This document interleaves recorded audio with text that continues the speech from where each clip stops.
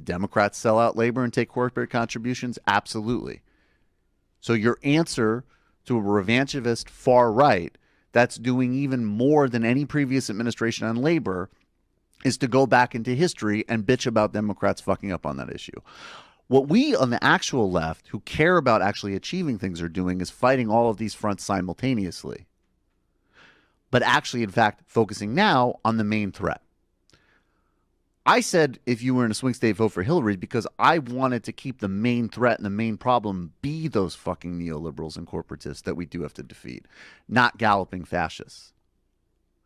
But you know what? It's a good business model. Outrage is a good business model.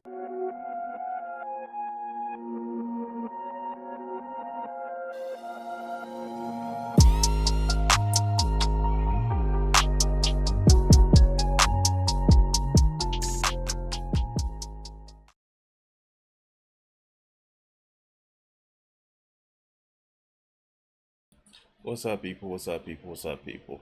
It is me, Crimson 60620.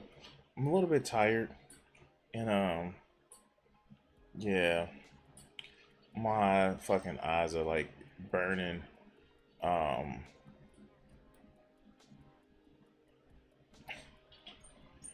oh god, and I'm sorry I'm late. I really do apologize that I'm late. Um, I jumped on like right when I saw was about to like start tweeting out the show and shit. Um, I saw that I just saw some Twitter drama. And one thing that I'm gonna say is I use Twitter, or the site formerly known as Twitter. Or is it still X? Or is it I don't fucking know. It has some awesome fucking porn on it. And I would show you guys it, but like I like literally want to keep my channel. And yeah, I just yeah, it was fun. It was fun. But I saw yeah. By the way, if you haven't done so, and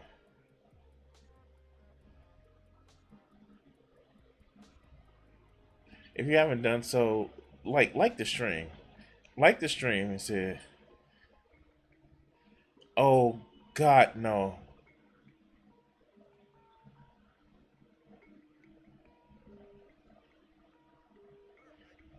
I think I'm gonna do it. I think I'm gonna do it. If you guys don't know, okay, this is a fun little segment. Let's do this. Priests, you should. So Nick Fuentes, the self-proclaimed incel, he released this shit. Watch this. Watch this. Should not seek sex, because if you seek sex, you will become gay, because sex is a gay act. It's totally gay. The straightest thing you could do is to never have sex. And everyone knows that's true. Want to know why? Because you retain your semen and you sublimate your sexual desire to creating things. That's why celibacy is the straightest thing. Because who are the celibates? Monks? Priests? Soldiers? Okay?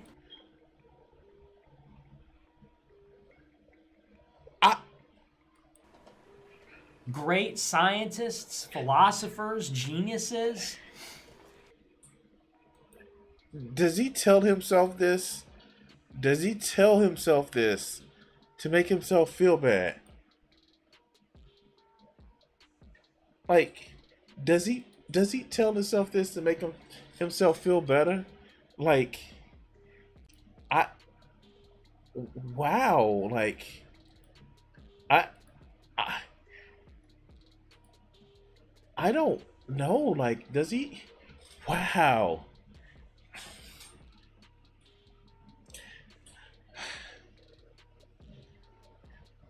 Google, look up Nick Fuentes and Catboy. Hold on.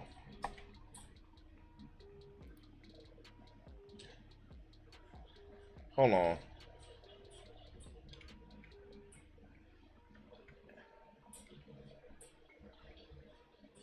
But doesn't he like be on Fresh and Fit?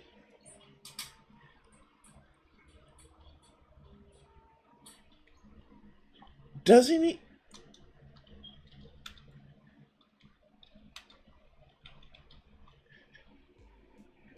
Like, you guys remember this one, right? Maybe. You remember this one, right? This is Nick Fuentes with one of his motherfucking fans. Watching like some, and then I just got sucked in, and then I was watching videos about the end times and about Noah's Ark, and then I was watching a video about Star Wars, material like that. Could it have been? There were so many cop cars. I think you're. But, well, it was either a shooting or like a car crash. I don't know what it was, but you jump into conclusions. I don't know. Did you ever get to the bottom? Did you ask around? No, I went inside and I locked the door. Yeah, that was probably smart. All right, I'm being an ass. I'm being a bit of an ass. Oh wow, fuck wow, Nick, dog, just be your authentic gay self, dog. It ain't even that bad. It ain't even that bad. Just be your authentic gay self, guy. It is okay for you to like that.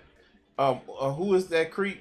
It's Nick Fuentes with his on a date that he did it.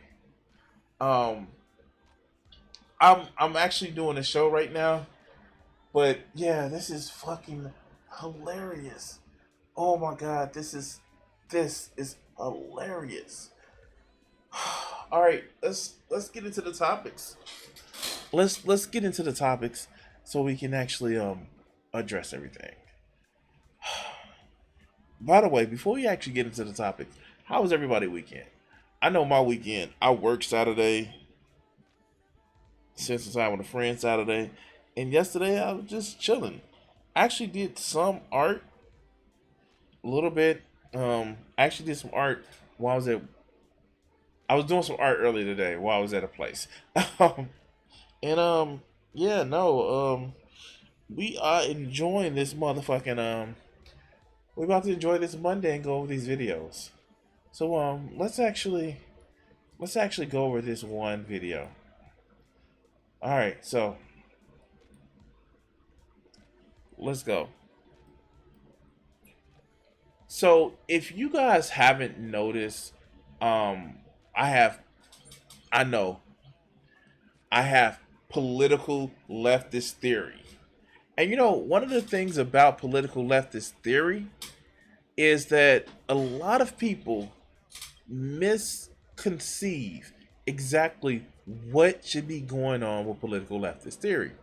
They think if I get the person that I want to be president, then everything will be okay. Not realizing that we're in America. We don't live in a dictatorship. We live in a country that has representatives.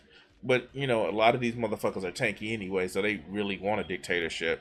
They just want to be part of the Vanguard Party, which is fucking stupid because a lot of these countries that have a Vanguard Party basically have self-serving political actors that go for the party above the people. But I'm saying fuck China. Anyway, but it's quite literally irritating when you see a lot of these people that have just so much, like, we need to, like, they LARP a revolution.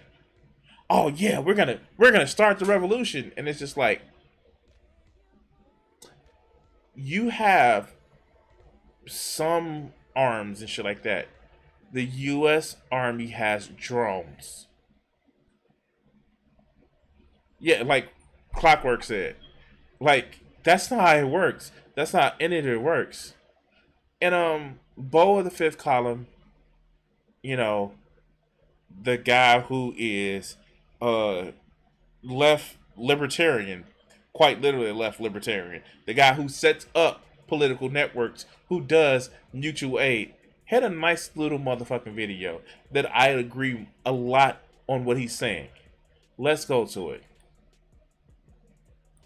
Well, howdy there, Internet people. It's Bo again. So today we are going to talk a little bit more about electoral politics, additional parties, and how to get there. Because after that last video, there were a whole bunch of people saying, well, this just sounds hopeless. No, it's not hopeless. And so here's the thing. This is one of the points that I want to actually, because I've already watched this video. It's only hopeless if you think you can accomplish it in your lifetime with one election.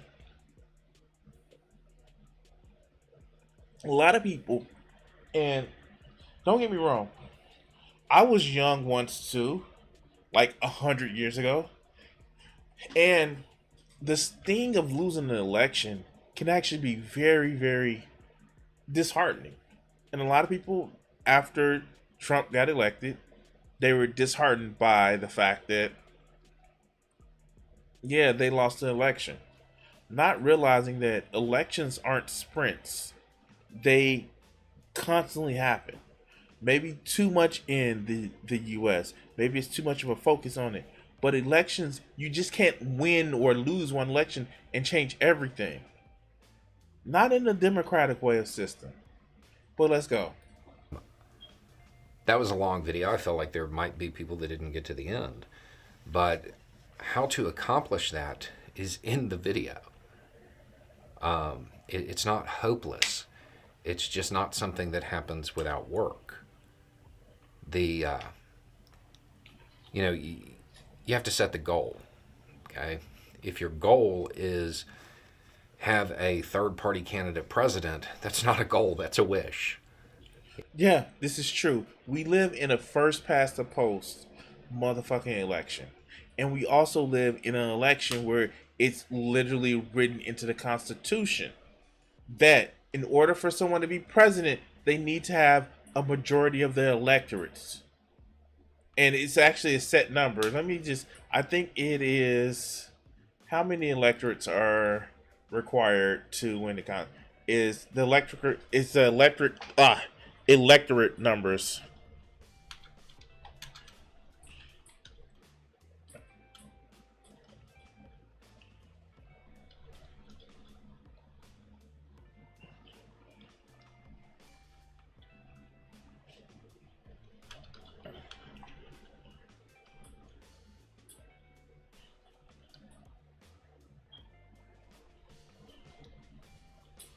Yeah, here we go.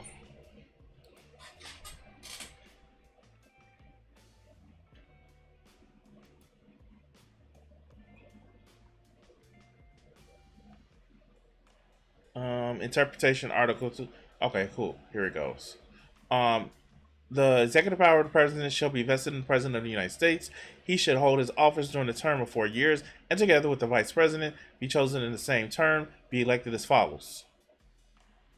Each state shall appoint in such a matter of the legislature, therefore may direct a number of electors equal to the whole number of senators and representatives in the state may be entitled to Congress, but no senator or representative or person holding office of trust or profit under the United States. Electors shall meet their respective. So the electorates are based on, it is a constitutional thing, and is based on the number of senators and fucking representatives. So that's how that works. It's constitutional. But let's go. You have to have a plan to get there. The plan starts at the bottom. And when you look at the counterexamples that were brought up, they're like, well, it didn't do any good with the primary with Bernie. Well, yeah, that's starting at the top. You have to start at the bottom. So the Bernie or Bust Bros irritated the shit out of me because what was he gonna do when he got in there? What the fuck was he gonna do when he got in there?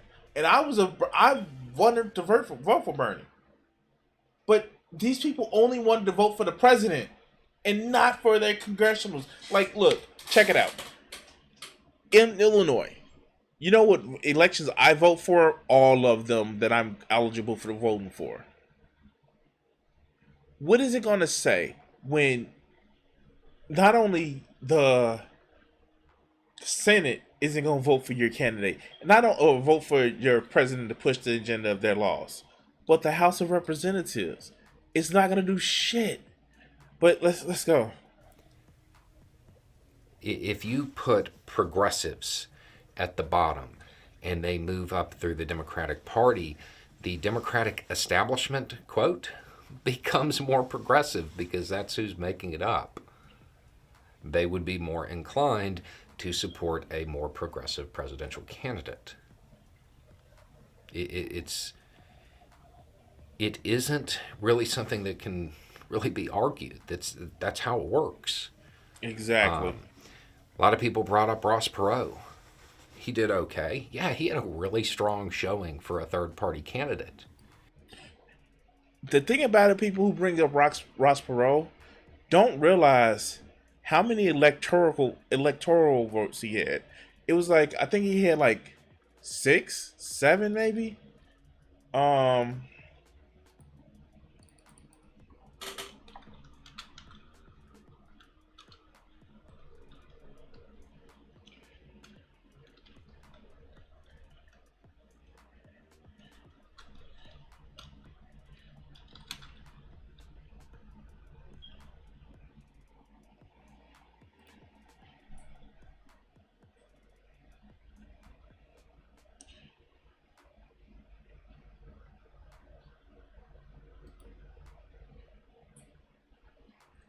Ross Perot appeared on every state in the ballot as a result of the early draft efforts. In general election, Clinton defeated Bush, while Perot carried no states and received no votes in the electoral college. No electoral votes.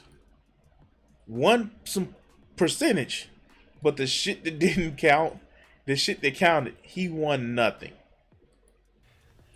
And, I mean, relatively close to 20% of the vote. How many electoral votes did he get? When you look at it through the lens that matters, didn't even come close. Starting at the top. You have to start at the bottom. You have to start at the bottom. And there's a lot of people who, like the House and the Senate. I don't understand how people in a time of senators like Manchin can doubt the power of just a couple of very closely aligned senators. If you had a bunch of very progressive senators, and by a bunch I mean a handful, less than a handful. And it doesn't take much. It can take literally 3 progressive senators. Oh, God. Shit. Like, and I get it. It takes a lot of money to run for office. And maybe some of us may not, who's 35 or older, may not have the money but a good ground game. Fuck, like,